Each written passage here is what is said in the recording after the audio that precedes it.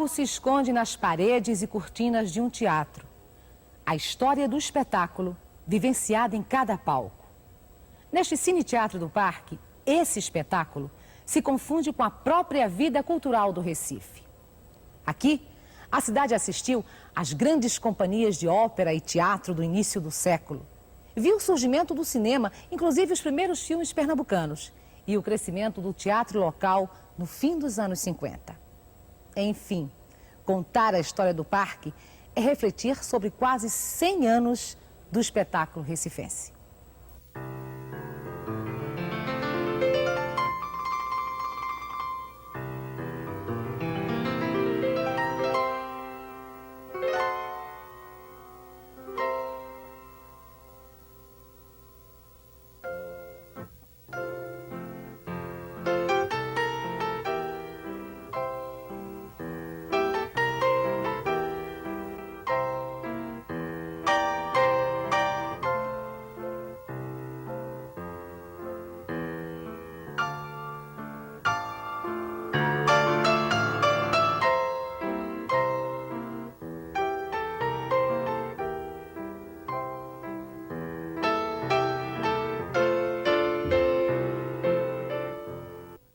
O Teatro Parque é um teatro tropical, não é? Você vê que ele tem janelas abertas, não é um teatro para ser um teatro fechado. Um teatro quase assim, que você vê até espetáculo por fora, poderia ver ao ar livre. Ele recebe companhias de teatro, ele recebe shows, concertos, tudo. Eu mesmo já toquei várias vezes aqui.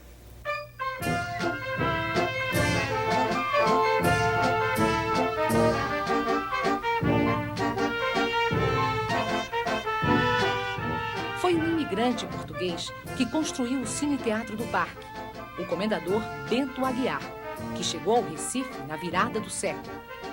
Bento Aguiar era um homem de sonhos ambiciosos. Entre eles, dotar o Recife de uma grande estrutura de diversão. Havia um grande projeto, porque ele, por ser um homem, um idealista, vamos dizer, um sonhador, ele conseguiu realizar parte dos sonhos, né? Como o início do hotel, depois o Teatro do Parque. Ele pretendia com isto fazer um grande parque, daí o nome, Hotel do Parque, Teatro do Parque. Era um grande parque de diversões, eu acredito.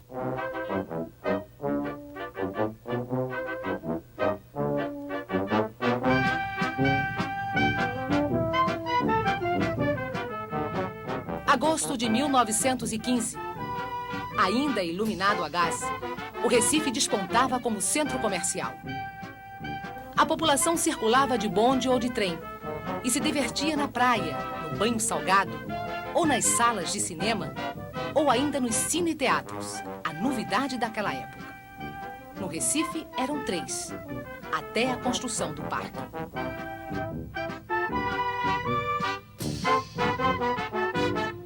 Eu comecei a frequentar o Teatro do Parque na década de 20. Eu vinha habitualmente aqui porque um tio meu trabalhava neste teatro. E então, aproveitando da sua companhia, eu vinha quase que diariamente. Posso mesmo dizer que vinha diariamente. Eu me lembro perfeitamente da companhia Bataclan de Madame Razimi. Lembro também da companhia Velasco, uma companhia espanhola de grandes montagens, que aqui levou uma peça aplaudidíssima, denominada Las Maravilhosas. E o Teatro do Parque não somente foi um teatro de exibições cênicas, mas, sobretudo, foi também cinema.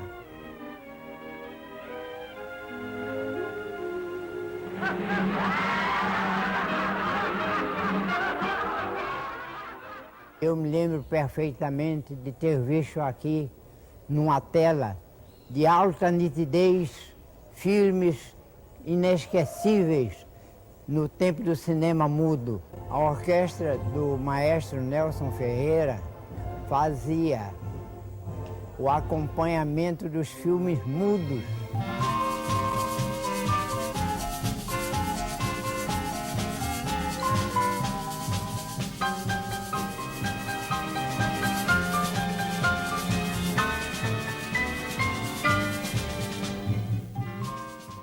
A partir de 1929, o Teatro do Parque passa a ser cinema. A família continuava tendo acesso ao teatro, né, ao cinema, mesmo ele já arrendado. A família tinha, inclusive, entrada franca. O primeiro filme que eu vi na minha vida foi no Teatro do Parque, né? O cinema que foi o Branca de Neve. Era matinê e era filme de censura livre. Agora, tem um detalhe. Do salão de banquetes do hotel, você avista perfeitamente o palco aqui do teatro. Então é onde estava a tela do cinema. E os filmes que eram proibidos para a minha idade, eu assistia de lá. O parque ficou na minha meninice como aquilo que mais forjou em mim o gosto pelo cinema. Nós víamos, nesse tempo, as matinês. Então víamos, por exemplo, Sereia das Ilhas, com Dorothy Lamour, Bob Hope e Bing Crosby. Víamos a série dos irmãos Marx. Havia Pinóquio, de Walt Disney.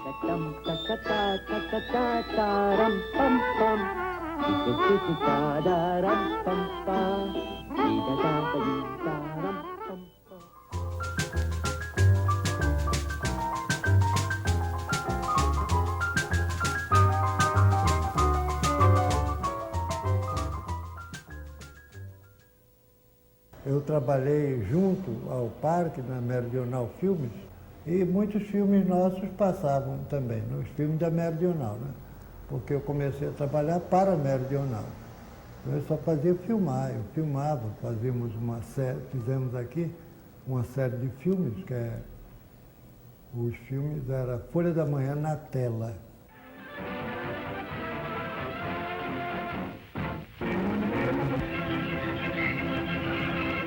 O governador do estado, acompanhado de Paulo de Figueiredo, prefeito da capital, jornalistas e numerosas pessoas, inaugura a primeira exposição de ex-libris realizada no estado. O parque teve uma contribuição muito grande, muito forte, dentro do cinema, né? Foi o cinema que inaugurou o cinema sonoro, com a Divina Dama. E quando eu cheguei lá em 77, nós tínhamos latas e mais latas de jornais cinematográficos. Esses filmes, como eram feitos de nitrato, eles estavam se acabando. Então, o então secretário Ariano Suassuna, sensibilizado com essa situação, que nós íamos perder aquele documento, a pouca memória que existia do Recife, então ele deu uma entrevista. Essa entrevista teve muita repercussão no Rio de Janeiro e, na época, era ministro da Cultura Ney Braga. E então, quando veio esse dinheiro, o Ariano me mandou a São Paulo.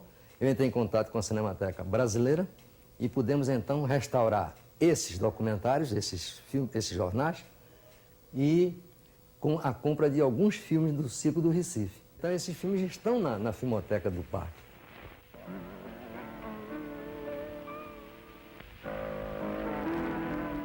A Orquestra Sinfônica do Recife realizou ultimamente um grande concerto no Teatro do Derby, apresentando como solista a pequena pianista Josefina Aguiar, que executou com muita facilidade o belíssimo concerto número 21 de Mozart para piano e orquestra.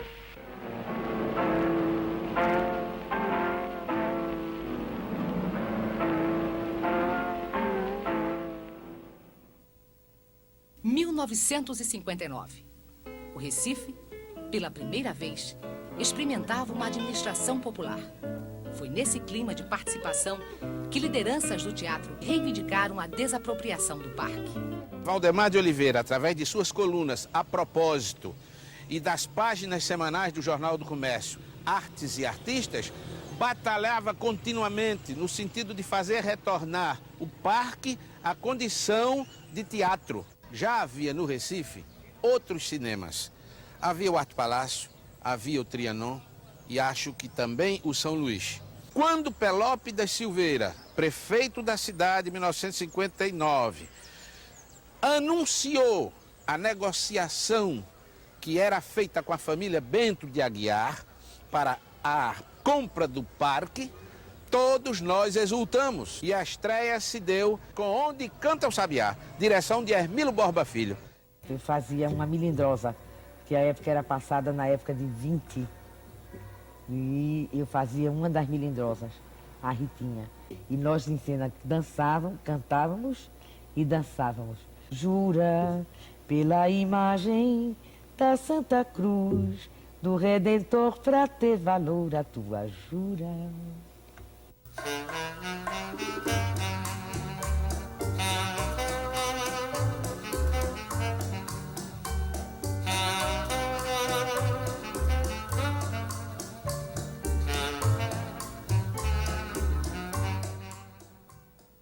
Eu garanto que aqui, nesse teatro, eu fui muito aplaudido. Sabe, fiz teatro infantil, comédias, dramas, teatro brejeiro, vaudeville e mesmo teatro que eles chamavam de rebolado. Porque aqui não há uma tradição de elitização, mas há sim uma tradição de popularização que começa do público para o artista, que se sente numa maior liberdade. Então é uma casa ampla, você pode pegar um balé e ensaiar aqui no jardim, pode ensaiar aí no hall, pode ensaiar no palco. Isso aqui é uma casa que pode funcionar aqui uma coisa, ali outra, até circo, trabalhando aí no Teatro do Parque, será um sucesso.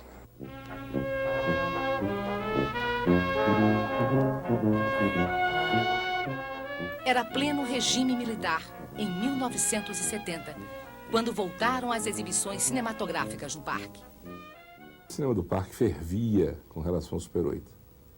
Tivemos 2 mostras recifenses de filme Super 8. Quantos nomes passaram por ali em época de revolução, de repressão, do movimento de 64, ainda naquele tempo em que os militares amedrontavam, até que o Instituto Nacional do Cinema resolveu tornar isso um cinema educativo permanente.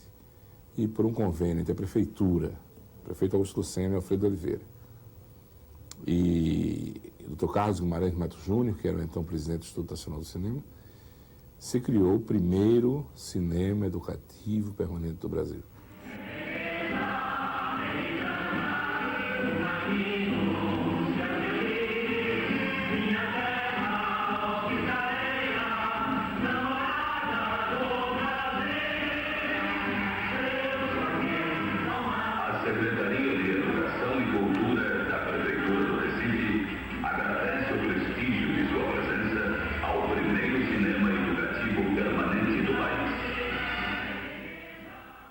Essa memória do cinema educativo, para mim, tem uma importância muito grande, pelo que ela registra para a posteridade, pelo que ela evoca, pelas lembranças que ela traz da grande noite de inauguração, por exemplo, do cinema educativo, quando estava aqui presente o presidente do Instituto Nacional do Cinema, quando o Valdemar de Oliveira descerrou uma grande placa no Teatro do Parque, com o prefeito Augusto Lucena, o governador Elaudo Gueiras, e Ariano Suassuna, Gilberto Freire falando.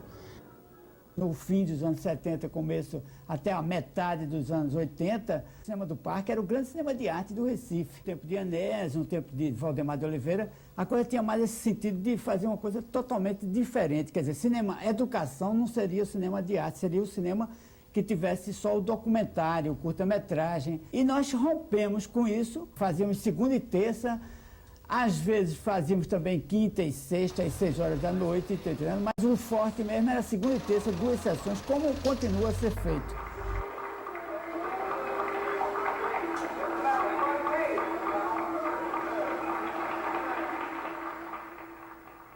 Eu tenho realmente a impressão de que esse palco, esse espaço do Teatro do Parque, tem como sua primeira vocação a dança, os espetáculos de balé, que eu tenho visto funcionar muito bem nessas décadas de 70 e 80. Ou com espetáculos que eu participei como diretor e ajudando as coreografias de Mônica Japiaçu, ou simplesmente os que eu assisti como espectador.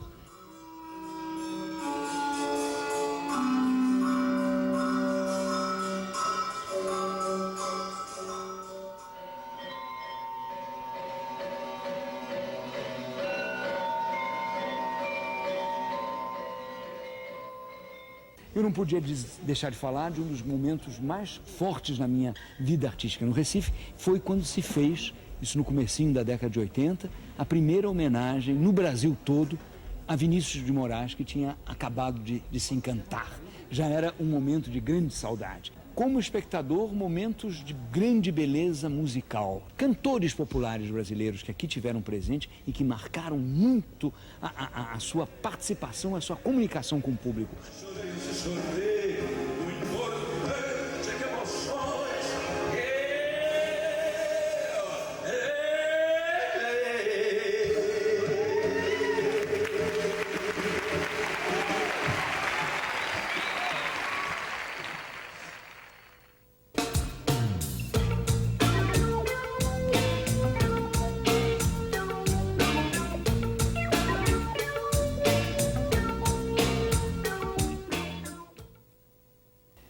Em 1988 houve uma restauração, aqui acho que na primeira gestão do Jarbas Vasconcelos. O critério da equipe de arquitetos foi manter, quer dizer, trazer o teatro para a forma dele, o aspecto original, de coberta, de estrutura, cores, foi feita prospecção para a identificação das cores. Essas pinturas estavam totalmente encobertas, primeiro por um forro que escondia essa estrutura metálica e uma parede de lambri, aquele revestimento em madeira. Os engenheiros, a equipe de engenheiros junto com o arquiteto coordenador do projeto foi que descobriu as pinturas. E quando elas foram descobertas, elas estavam bastante estragadas. As pinturas, essas que nós encontramos, são atribuídas a Mário Nunes e Henrique Elliott.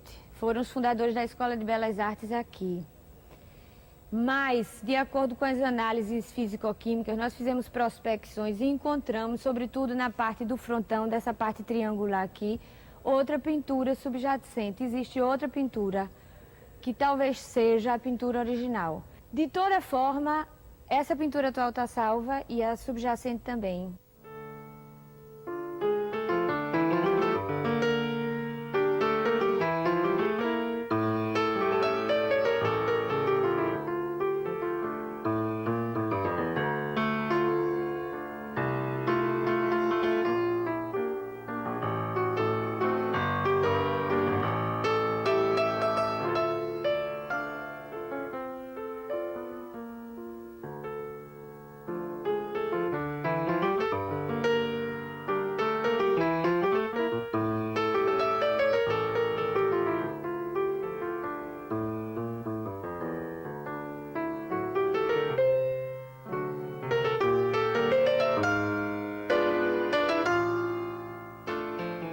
Hoje o Teatro do Parque tem resgatado o ideal de servir a todos que fazem um espetáculo.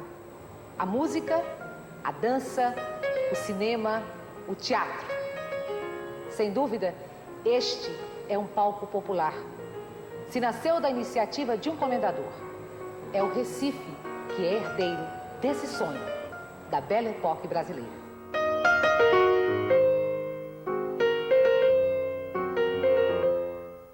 Desde que de garotão, queimava aula para vir para quê?